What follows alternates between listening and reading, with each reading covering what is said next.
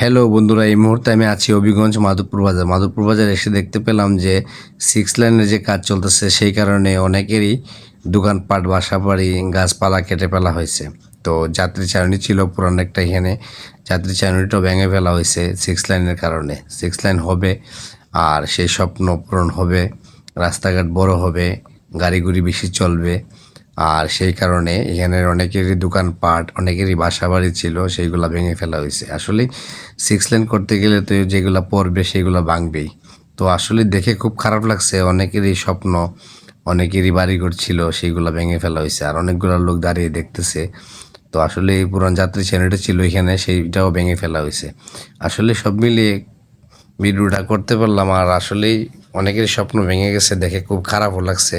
আর Dhaka Sylhet high রোডে তো 6 লাইনের কাজ চলবে, সেটাও তো ঠিক। যদি ভিডিওটি ভালো লাগে, ভিডিওটি শেয়ার করে সবাইকে দেখার সুযোগ করে দিবেন। তো সবাই ভালো থাকবেন, সুস্থ থাকবেন।